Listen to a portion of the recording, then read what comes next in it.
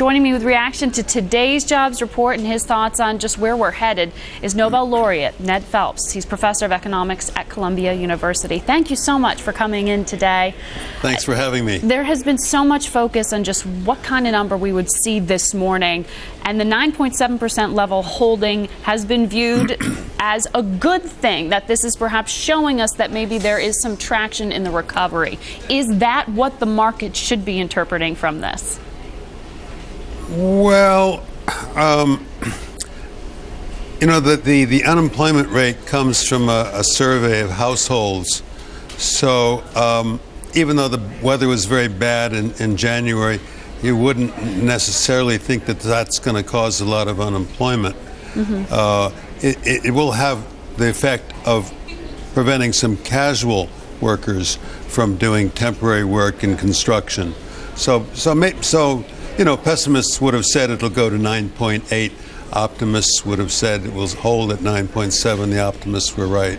The optimists were right, but should we be optimistic about what this actually indicates about I think the strength there are a lot of signs that the recovery is going better than a lot of economists were saying it would not long ago. Consumption is beginning to show strength now.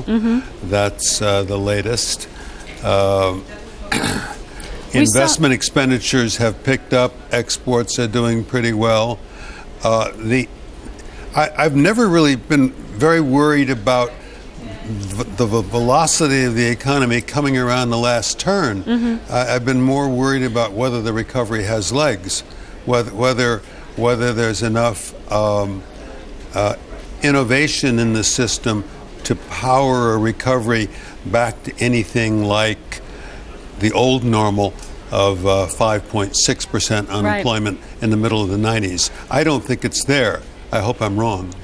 Some say that we're going to really have to wait until some of the summer months when we see that the government stops some of the census hiring that some skeptics say is skewing the actual jobs picture that we're getting. Is that really the true test of what the jobs market is going to look like? I don't think we. I think you have to look at the past decade as a whole to get a sense of how much energy, so to speak, there is in the economy, and to get a sense of how far the recovery will go. Just looking at whether the recovery this month faltered a little bit, or whether it had a little more zip to it than we thought, it doesn't tell us a lot about where we're going to be 2 or 3 years from now. What does? Well, we can see at a glance that the financial sector is in a total mess. It's probably much weaker than it was in 2006. Banks have cut their lending in 2009. This is after 2 years of crisis. They cut their lending in 2009 compared to 2008.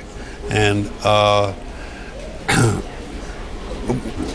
we read anecdotally that there are some new banks being created here and there in the country, but I think what we need is a whole new wave of banks that find their way to the business sector.